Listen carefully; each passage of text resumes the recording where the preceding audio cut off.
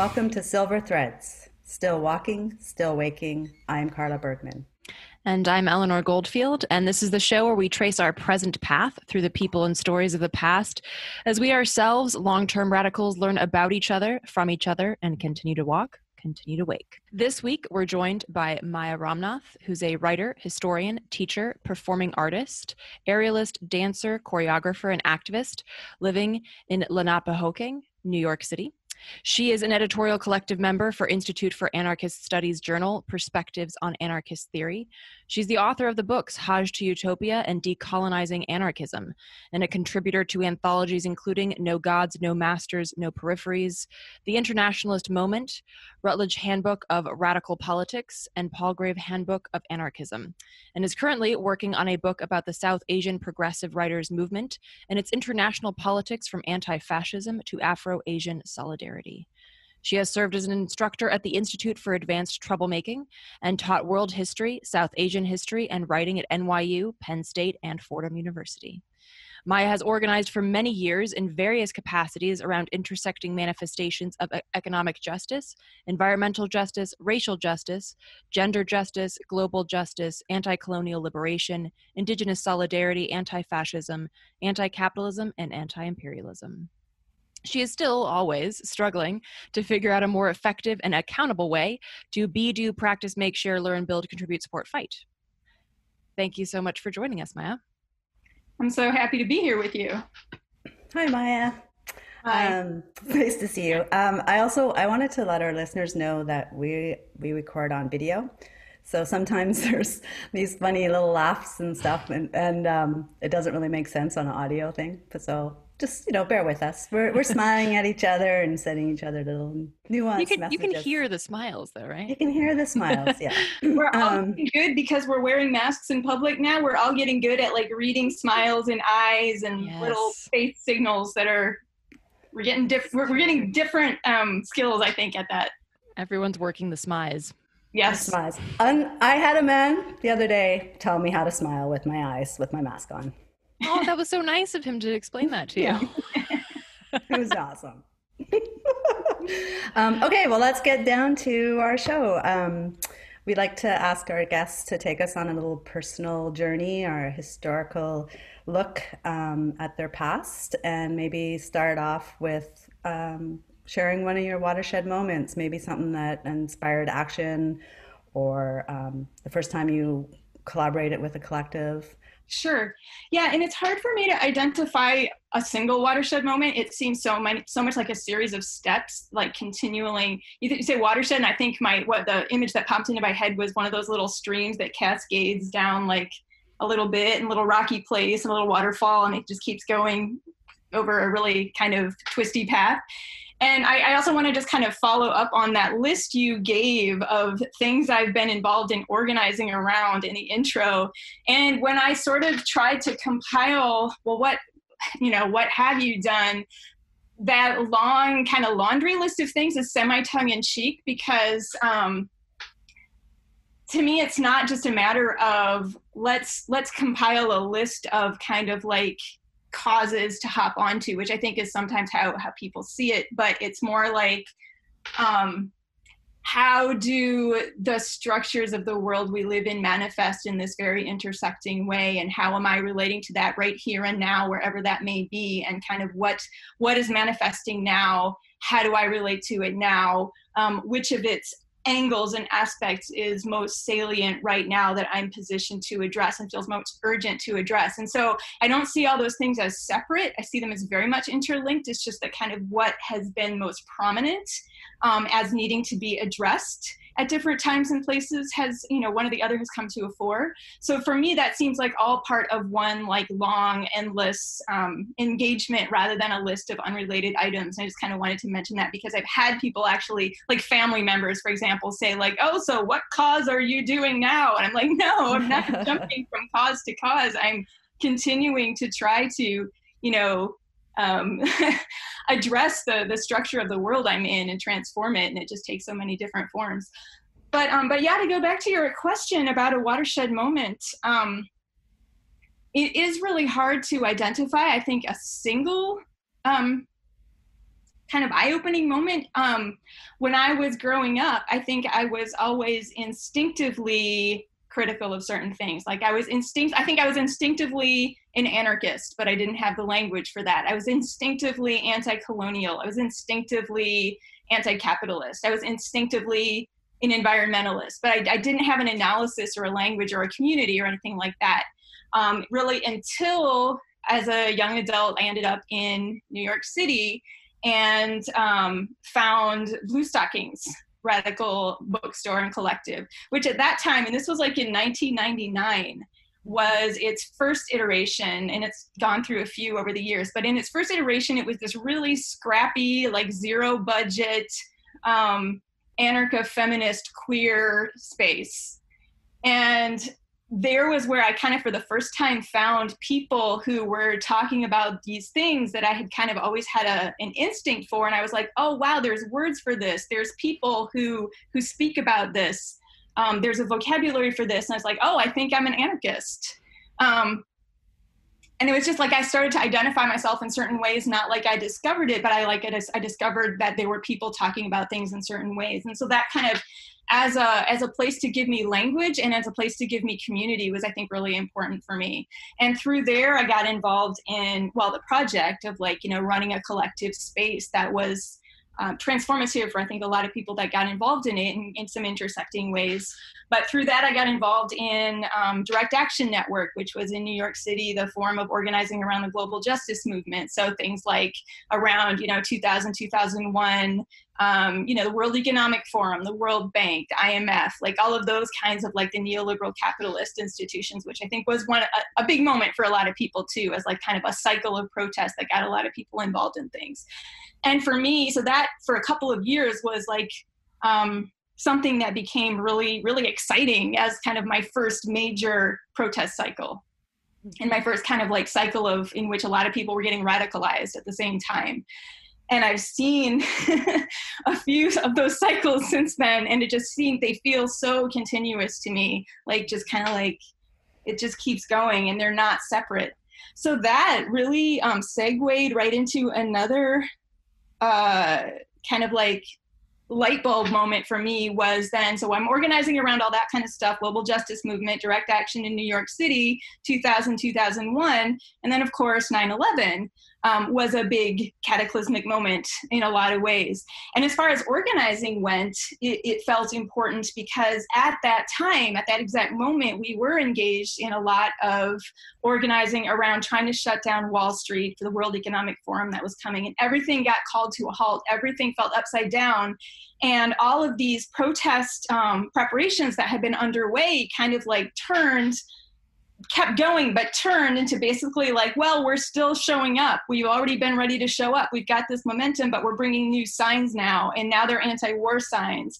And now they're, instead of like kind of anti-capitalist signs, they're anti-war signs. And that was both continuous and I think really jolting for some people. But what became important for me as a realization at that moment was to say like, why, for some people it was like, why, like, this is really fickle. Why are you suddenly shifting? Does this not matter anymore? Now you're like hopping onto this, like what's going on? Are you even thinking through this? For me, it was very much connected because of making the connection between capitalism and the economy and war and militarism. And the key term for me in understanding why these things were all part of the same thing, it's just we kind of shifted to another angle of looking at it, was thinking about empire. And there were so many kinds of, like, a lot of rhetoric at that time was like, well, there was grief and shock in New York, of course, but it was like, where did this come from? This came from nowhere. This is so sudden. And being like, no, actually, this came from a long history of empire, of a very complex history of empire, and of course, all of the politics of that. And so I think that was partly for me what led into, and I'd always, as I said, I kind of had an instinct about colonialism, both from, I don't know, I can get into that later about like kind of family background and things you're aware of.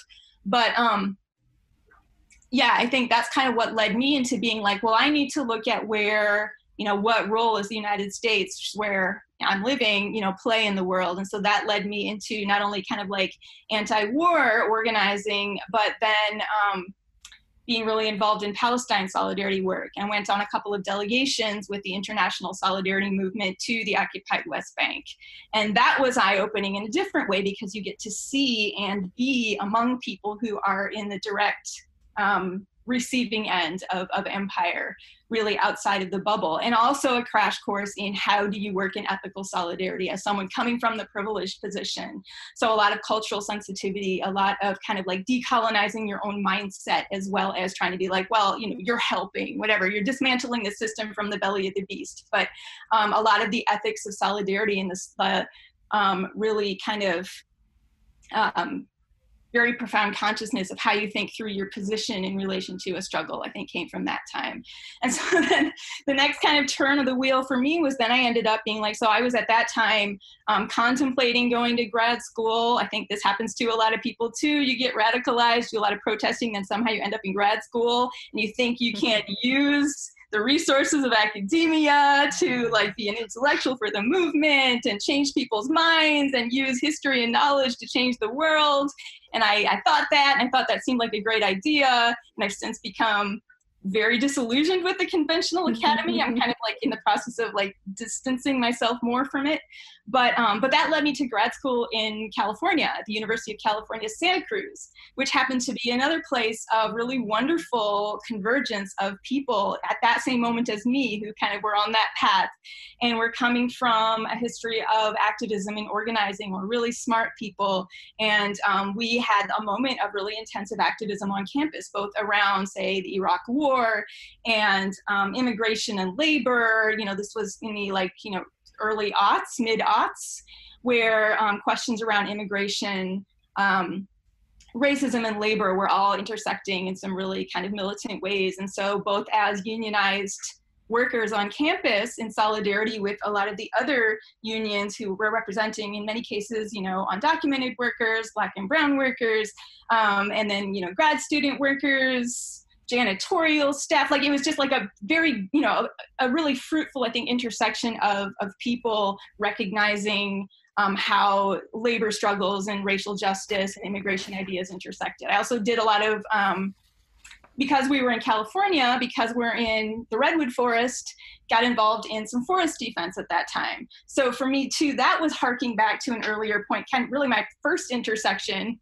Here's a watershed. I was 9 years old, had a favorite tree, sat in my tree all the time, and my tree got cut down. And I fell into a deep depression at age 9. And so that kept coming back to me too, as like something that later on got some political language to it for what that instinct was. So anyway, got involved in some forest defense.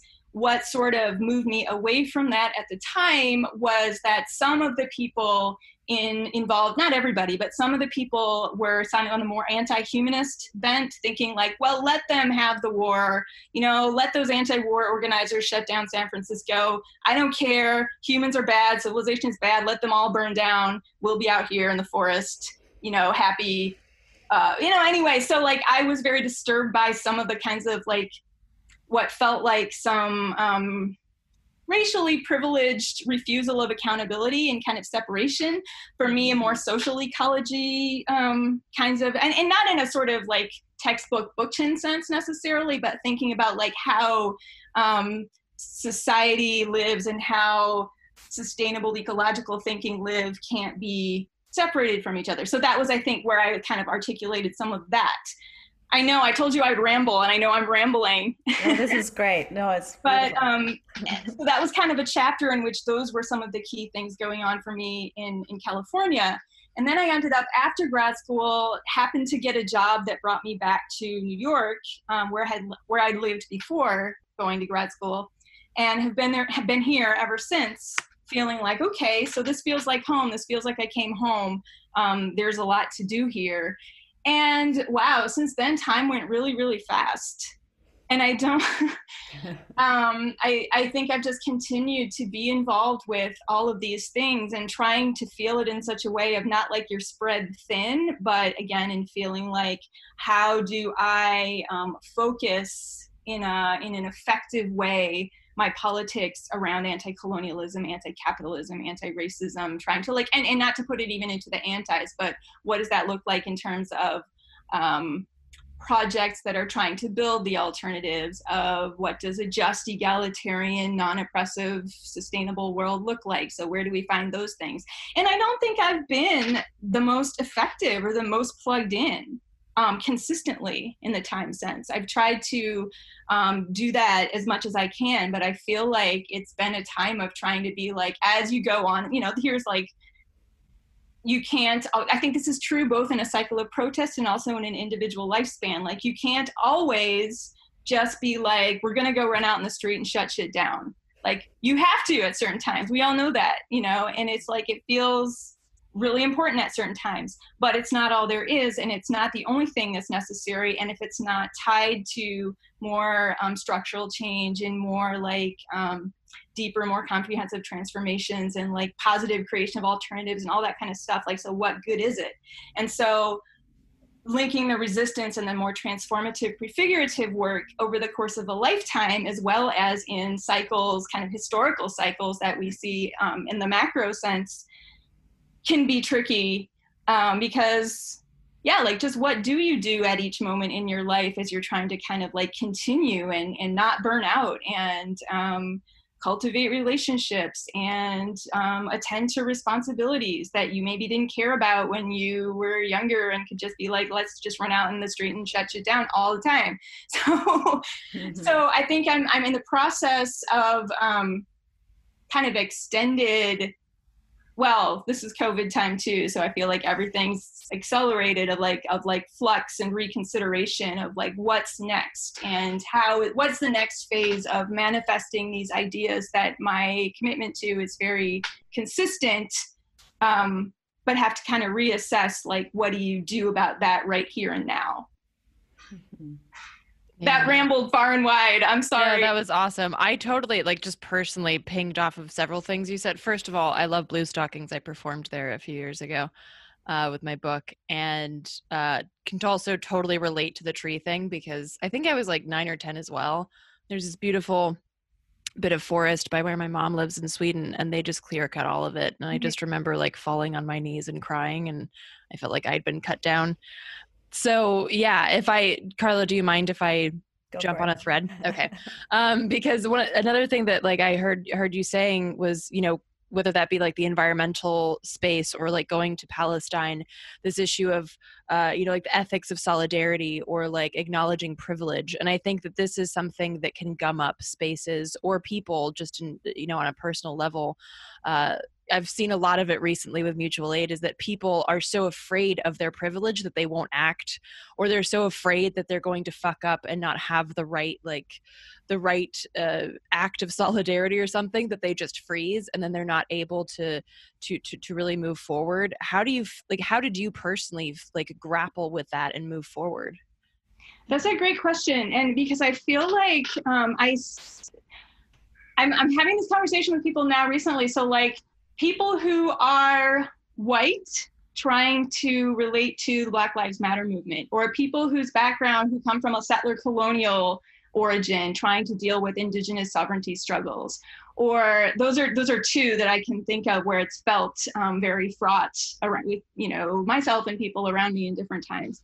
And yeah, I see people around me often in like this past summer really struggling with that, and being like, well, the answer can't be just like, there are moments when anyone who has to kind of check your privilege, step back, shut up, everyone's trying to be a good ally and a conscientious person, and really trying to do their best. And exactly what you're saying, like, so afraid of doing the wrong thing, so afraid of just fucking up, making things worse instead of better. I don't have a perfect answer to that, but I also think that failing to speak up at the right time, failing to act at the right time, refusing to help. I don't think that can be the right answer either. I think it's just like, there's a recognition of you're going to make mistakes. And I'm speaking of this, I should situate myself, I guess, in this too. So I am a mixed race person. I am usually read as white. My background is partly South Asian and partly Northern European.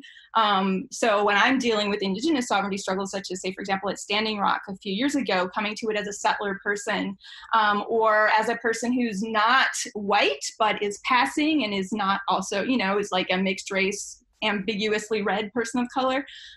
So I feel like I can see things from different, I can see the complications of various different sides. I don't think the answer is to not act and not speak. I just think it requires great care and great self-awareness and kind of just an acknowledgement. If you come into things, I think, being really upfront about, like, you're trying, you might fuck up. When in doubt, like, hold back and shut up for a second. Ask someone if you're not sure, if it's okay to kind of step into a certain situation. But this is something I think that can't come as a sort of like surface thing at the last minute. I think it has to be built in from the ground up of, say, being involved in some mobilization that's being organized. I think it's just an ongoing conversation around kind of responsible awareness of how you're relating to people in the process of working on certain things. You're gonna make mistakes.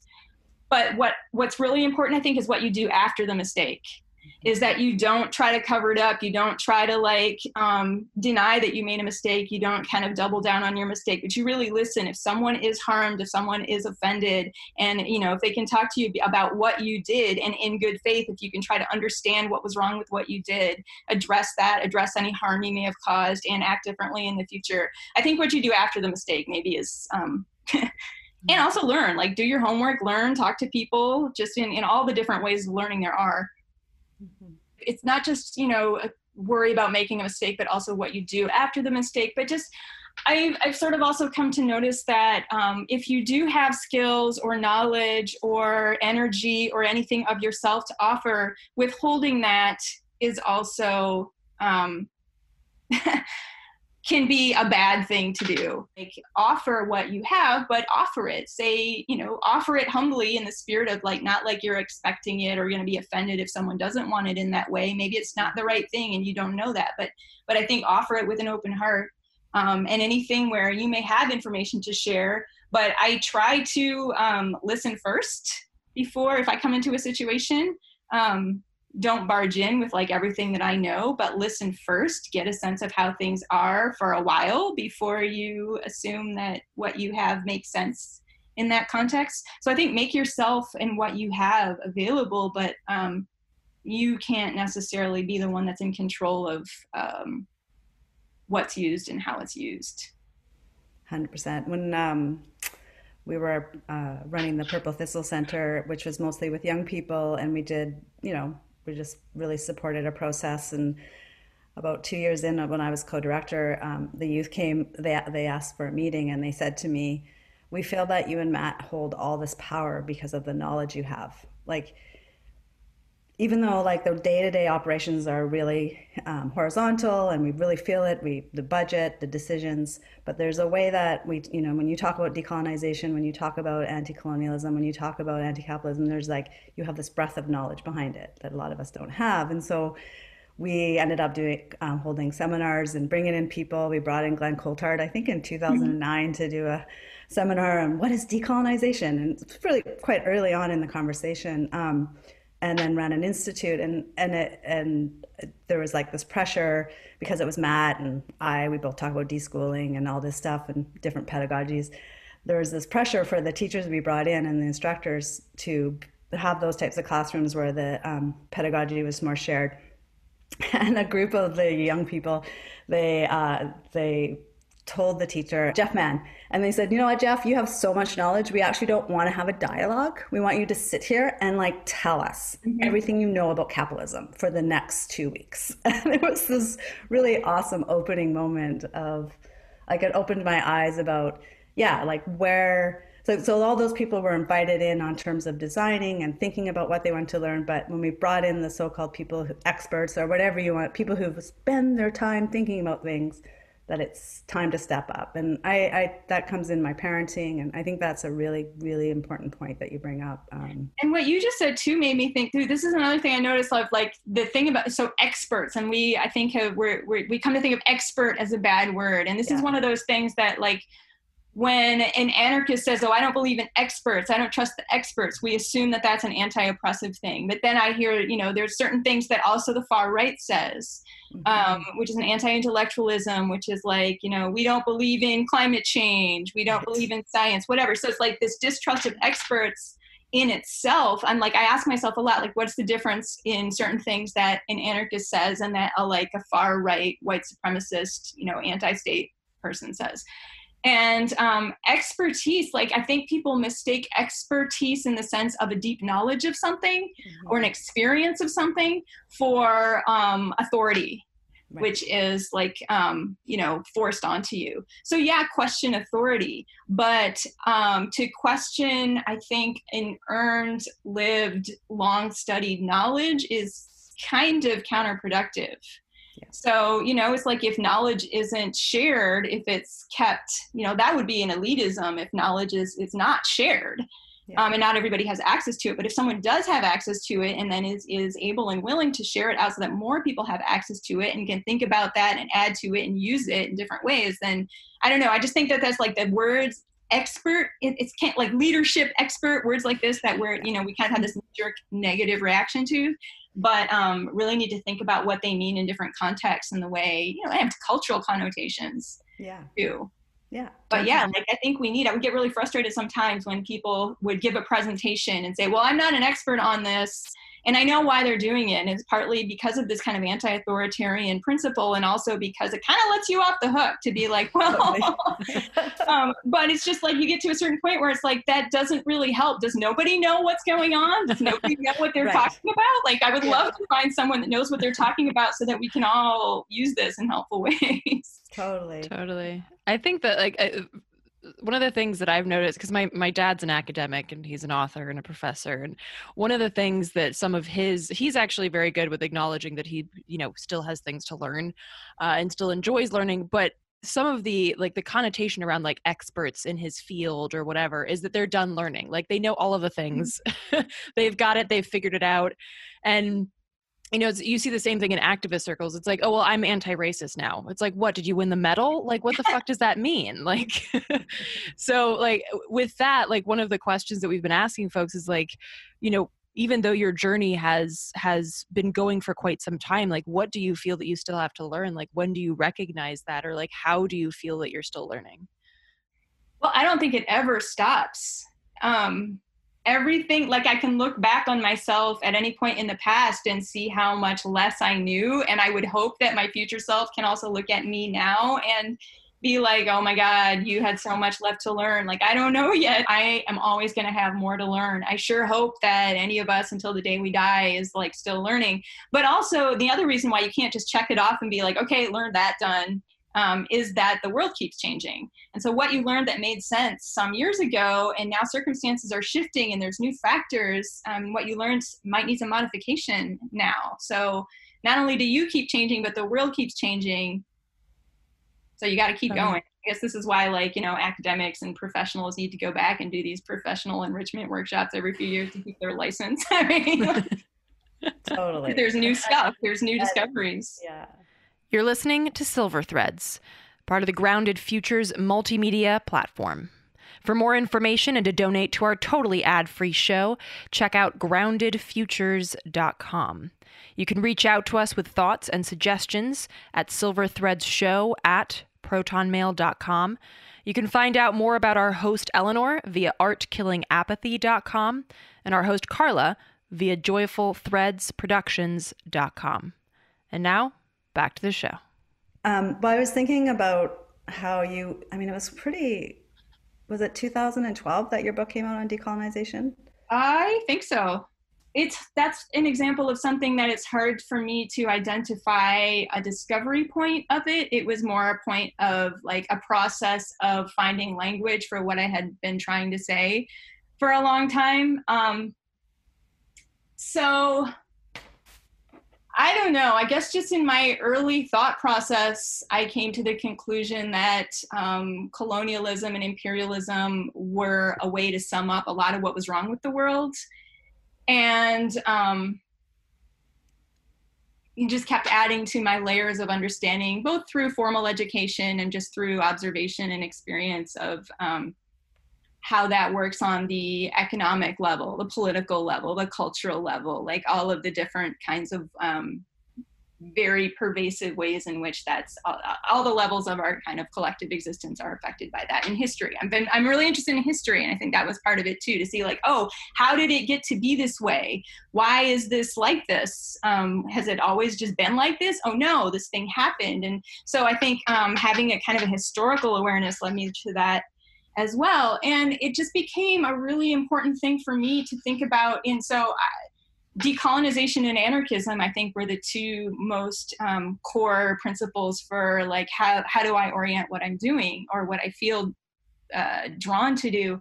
And why I put them together in that way, it was a couple of different things. One, like, so, and I did it as a play on word, like now we just hear it everywhere. But when I meant it as the play on words of thinking about how does anarchism work as a decolonizing force? And also how do we decolonize our practice and relationship to anarchism? And so for me, that meant a couple different things, like using anarchism as a decolonizing force meant if I am an anarchist with politics that I have as such, obviously means that imperialism, colonialism are things that I would object to because they violate all the principles of anarchism as I understand it. So I have to object to that.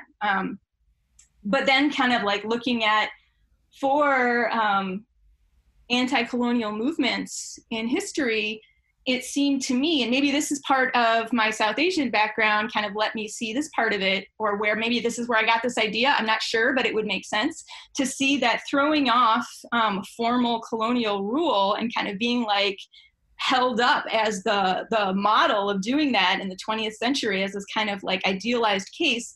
And then that doesn't stop all the problems there are in society. In fact, it replicates a lot of those things that were true under colonial rule, and now they're being done in the name of a national state.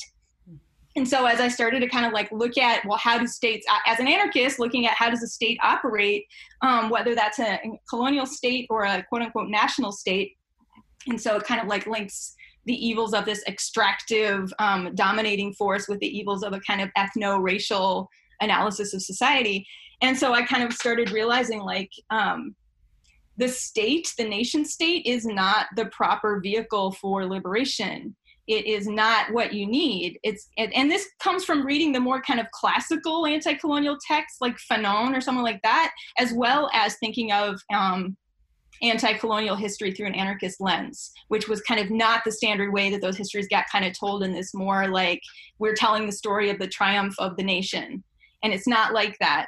And then that continues to wreak oppression, extraction, you know, the same things that the colonial state were doing continue to be done by the post-colonial nation state, those that were established in the 20th century. So I started thinking through like, well, how do you think about anti-colonialism as an anarchist that doesn't say, well, the answer to our freedom was to get a state of our own? No, the state is continuing the same problems. So that for me was kind of just coming to it, not as part of a like this political language, but just as someone analyzing things with the kind of things I was looking at both as a scholar and as just a person situated where I was.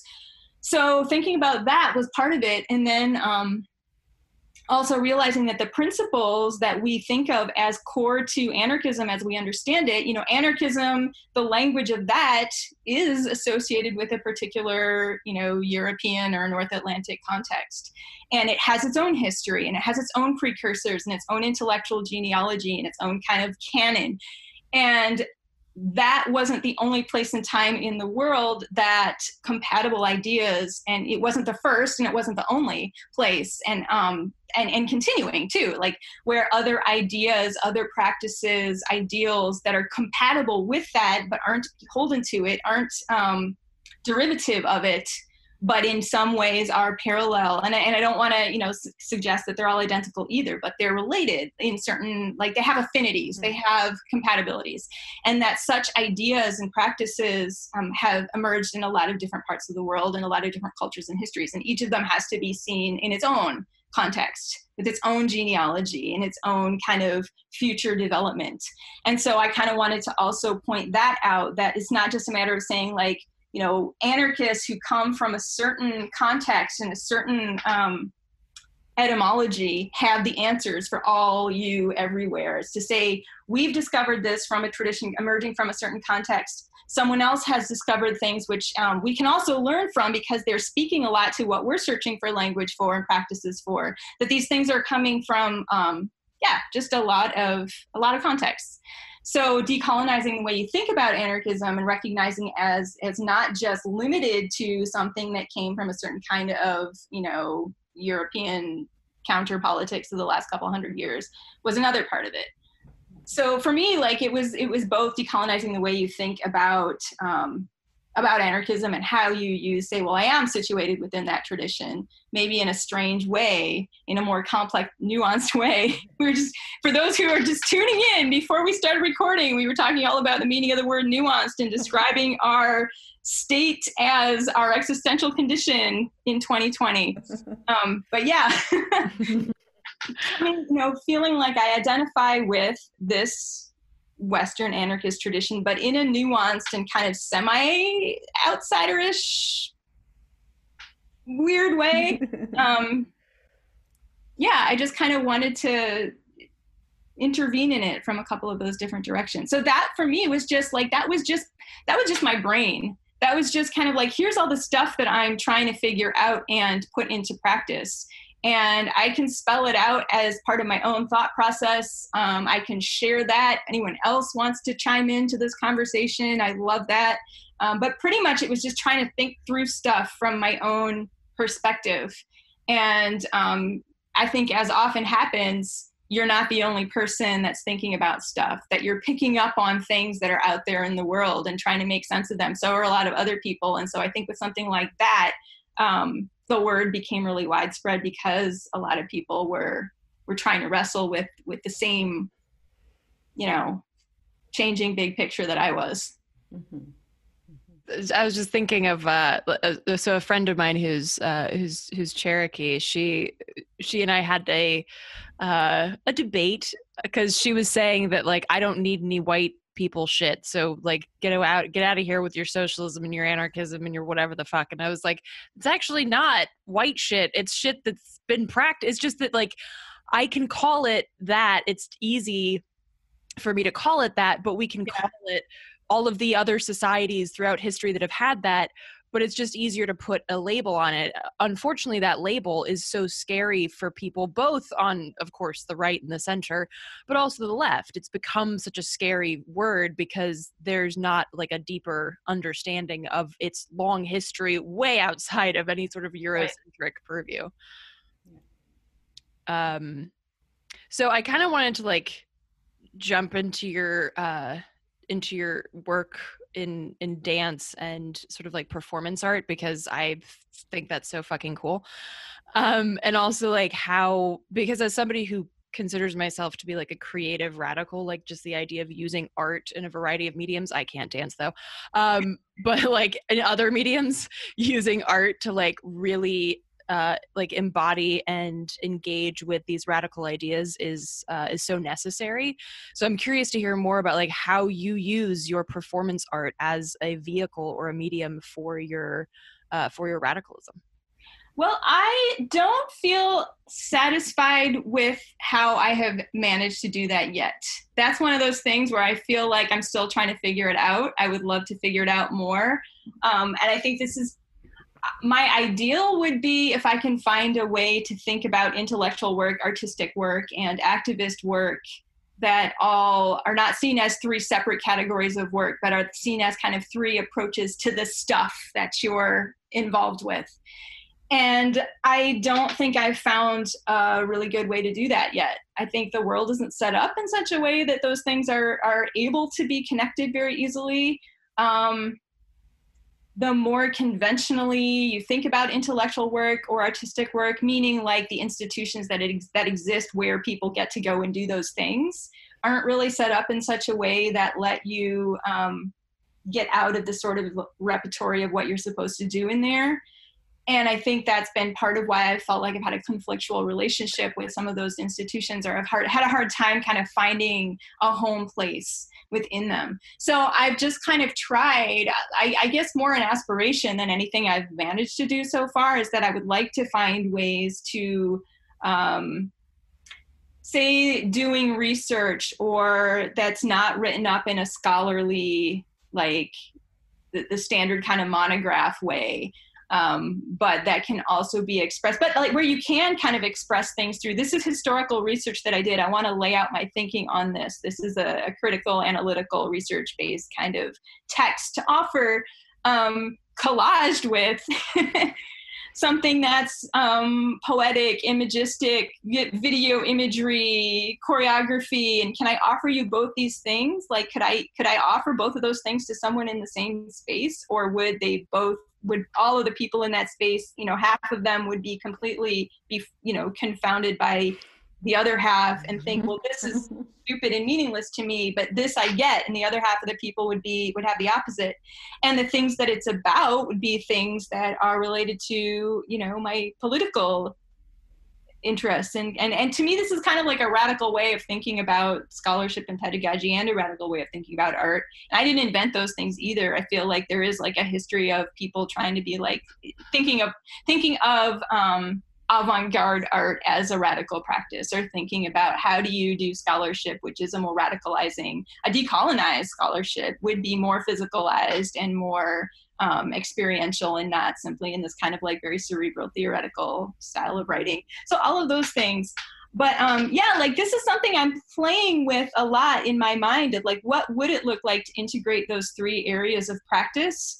I've kind of tried to practice all of them next to each other, and there's a little bit of overlap and blurring, but I feel like I haven't succeeded in like making them go like that, rather than just having them be next to each other. I do have a fantasy, however, so as an aerialist, I do have a fantasy of like climbing a wall or a tree, or using those kinds of like climb-based direct action tactics, but adding some like artistic performance into it, because why not? It might get attention to the cause. Sounds rad. Also, the one woman show or one person show, or Yeah, I would go to that. It's in my mind. Yeah. Yeah. Not to toot my own horn. It's in my mind for somewhere down the road. I mean, I think it'd be incredible. This project is part of a larger project called Grounded Futures, because I'm really interested in amplifying the everyday thriving, or the everyday amid the shit, amid the chaos. Because and I think when you include art and you include something like it's all about the body. Like even when you come back to decolonization, like it's back into the body, and what can a body do, and what can a body be. Absolutely. I think that's really core to it. And I'm really glad that you said that, because I think like bringing the body back into, like mind, body, spirit, like it sounds all woo woo, but like why does it? I think that's a very colonizing Descartesian kind of like logical positivist. Yeah, exactly. So I think I just stuck my tongue out. Bringing all that stuff together, I think is really at the core of certainly the prefigurative side of it. Mm-hmm. Mm-hmm. Yeah, exciting. Yeah, I would totally love to see that show. Also, because every time I've been to like several tree sits over the past few years, and every time I see them go up, and I'm just like, gravity and stuff. I'm very much I like climbing trees, but not like all the way up there. So I'm ground support. That's my thing. But like another one of the speaking of kind of circling back to like the language part of things, one of the things that we've been asking folks, because language can be so heavy and so abstract, one of the things we've been asking is, what does radicalism mean, not just to your work, but also to where you are geographically, or perhaps even sort of in the abstract? What does that word mean to you? Well, I mean, I'm sure I'm not the first person to point out the etymology of radicalism being the root. So the Latin root of that word is roots. So meaning that you can't just be, if a change is to be radical, it can't just be a kind of surface level Band-Aid, that it really has to kind of go very, very deep into the origins of things, into the kind of underground of things, into the like deep living structure of things. The change is at a deep, deep level, not just at a kind of a Band-Aid level. So that just kind of at the most abstracted level of what radicalism has to look like. And I guess this gets to my attention to history as well, is that things don't come from nowhere. And whatever we do now is going to be planting roots for, future structures that are evolving, that aren't kind of set in stone and just once they're there, they exist. But if I could use that, if I continue the metaphor from the root of the word as like the root, if a structure has roots, it's also expanding and growing and changing. And if you're asking kind of what that looks like in my location, my geographic location and social location. So where I'm at, Lenapehoking, New York City, is I don't know. So let me kind of come at this for a couple different sides, I guess. One thing is that it has always been important for me in trying to make these choices about like, well, what do you, if everything's connected, it's such a mess. Where do you even start? Like, what do you do? And I try to kind of, to help me think through stuff, sometimes I try to go through this kind of analysis of like, well, if here's my big, macro structural analysis that gets really overwhelming, but what are the pieces of it that manifest where I am? And so just both what's around me and then specific to me. So say, for example, in New York City, if what's here, like here is not where you're going to go out to a land-based extractive resistance. Like you're not going to go stop a pipeline. Well, actually you are. There are some pipelines that are now being like talked about through New York Harbor and through North Brooklyn that people are organizing around. But for the most part, you're not going to go out and do kind of like major land-based resistance in New York City. What you do have here is where all that stuff is financed. You have corporate headquarters, you have big banks, you have things like that. You have levers of economic and political power, and you have like, propaganda centers, you have like where media comes out of. So like those are pieces of a puzzle. If you're like, well, maybe I'm not going out to the land right now, but I can intervene in some of these other parts of how those things are made possible. And like, I guess thinking root wise for me personally, this is also where I've tried to kind of like, well, what struggles do I feel kind of most responsible for in the most immediate sense, I guess, does have to do with trying to think through my own roots. So if that comes through thinking through, as someone who's part of the South Asian diaspora, what does it mean to counter? Not only does that make me, I think that did kind of prompt me to identify with anti-colonial struggles, but also be very critical of it, particularly a more one that's been going on for a while, that develops into a very fascistic nationalism. And dealing with, say, in the South Asian diaspora, we can't just be like, congratulate ourselves for being anti-colonial. You have to look at caste abolition, both in the diaspora and in the ways in which the Hindu nationalist project is kind of one of the nodes of world fascism right now. So that's kind of like, as situated where I am and how that manifests in New York City would be one angle to look for me. The other one, the other side of my heritage, as I mentioned, like coming from a Northern European settler background. So I think, that I feel makes me very conscious of being in support of indigenous sovereignty struggles in North America. And so feeling very responsible to that. You had given me these questions to keep in mind before you started, and that just kind of reminded me, because I don't want to run out of time. You asked about books that I would recommend or thought were important, and that just reminded me of a book that I really love, which is As We Have Always Done, Leanne Simpson. Mm-hmm. And I love this book for a lot of reasons, but so she's writing from the perspective of like the resurgence, the revitalization of indigenous tradition, indigenous sovereignty. And a lot of what she describes in there, and this gets back to that question of like, well, who invented anarchistic ideas? A lot of the ideas and social values and things that are described in there, I'm like, this as an anarchist, these are some of the most wonderful manifestations I can think of the kind of thing I would like to see exist in the world. So that's not for me. I can't claim these structures. I can't claim that tradition. I, as an anarchist, would love to support the existence of the vitality of the resurgence of such a community, such a society, even if I can't be part of it, even if it's not for me to live in, you know, but I would love to do what I can to be sure that that exists somewhere, you know, whatever way. And I get, you know, so I guess this links back to the question of how do you be in solidarity? How do you be a good ally or accomplice or whatever? But it's like, if this tradition represents principles that I believe in, then I would like to support their emergence, reemergence, existence, resurgence, even if that's not for me to then partake of. So that's, I guess what I was talking about in some way reminded me of that book, because it touched on a lot of the things that we've talked about. Yeah, I love that book. I love the end. What if I just looking at the time, and don't want to take up a bunch more of your time, but so would you like to shift to this time and talk about maybe about the pandemic as just another nail in the global empire? Well, how it's shifting, what's happening in your life with it? Yeah. I am in a lot of flux with it. I feel like, and I'm sure I'm not the only person, I know I'm not the only person to be feeling like, well, everything that about the way I was functioning is kind of obsolete right now. And how am I going to go forward with that is kind of in question and in flux.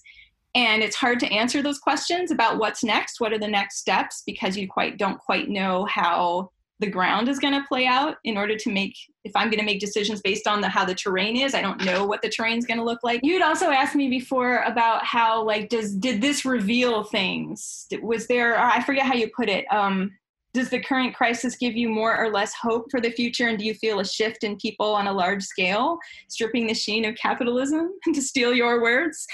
And yeah, I feel both more hope and also more fear for this reason, because, like, I don't think the deep problems of, you know, economic inequity, racial injustice, like the ridiculous state of healthcare in the US.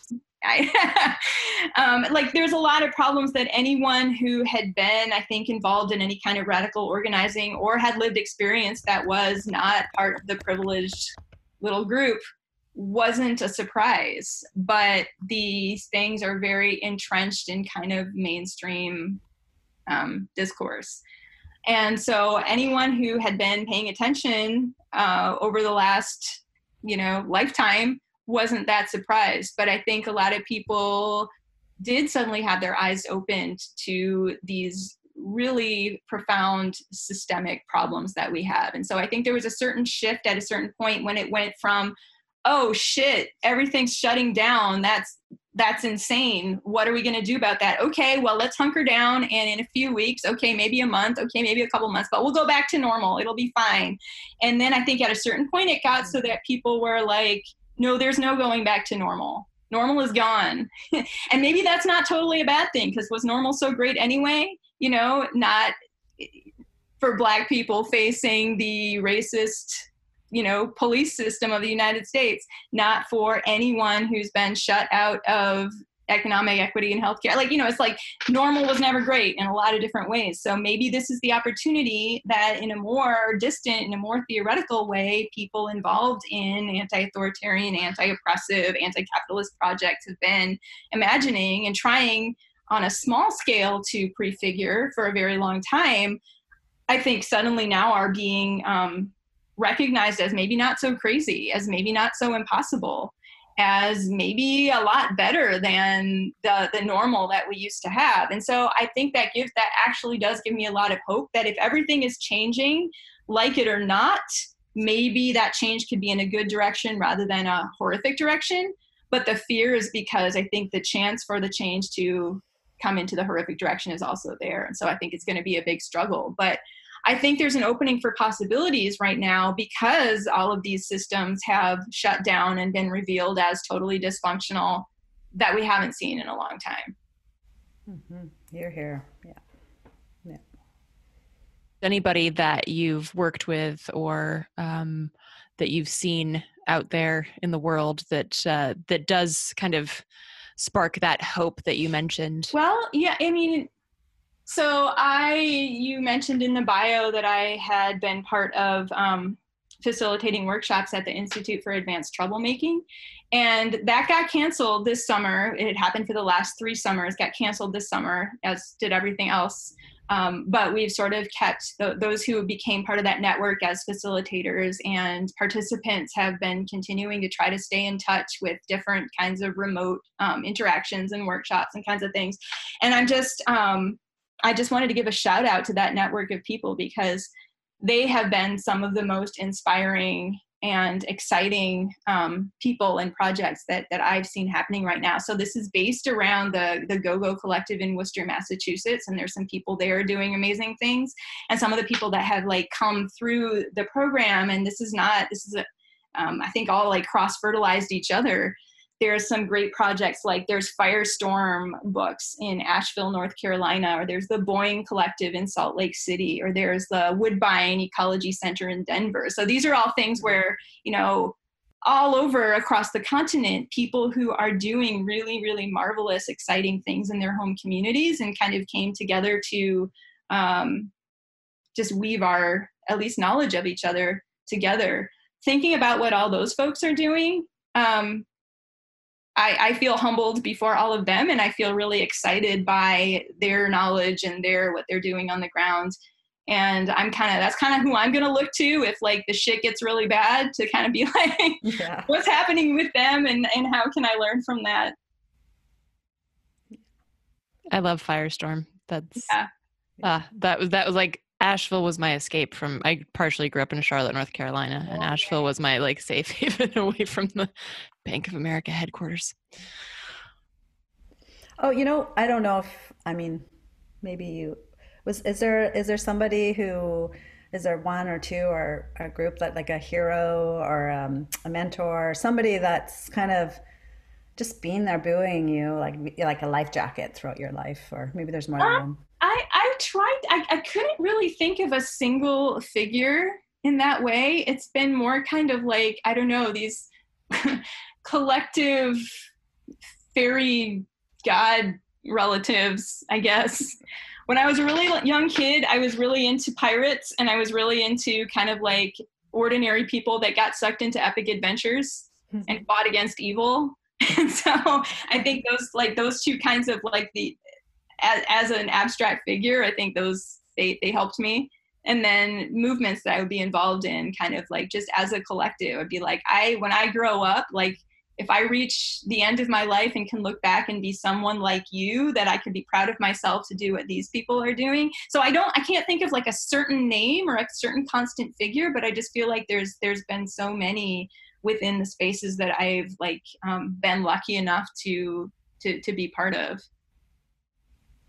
I love that. It's a push against individualism and the single hero, which is part of a problem, right? Yeah. The single. Or you can just put it up to my like fuzzy memory. Cloudy, nuanced. Yeah. Right. Yeah.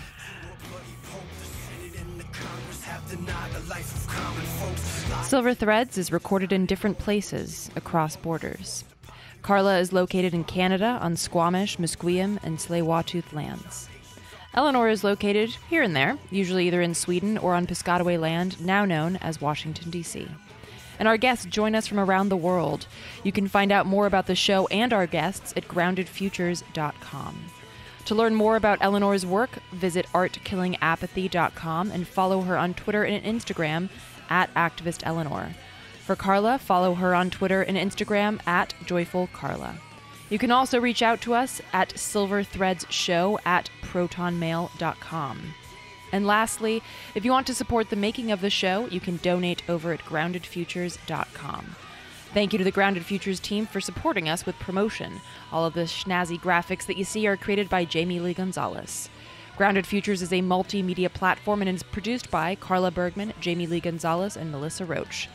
Post-production audio for our show is done by Eleanor Goldfield. The intro and outro music for our show is a song called Floodlight by Eleanor's former band, Rooftop Revolutionaries. Thanks for listening, and now let's go rattle thrones and topple empires.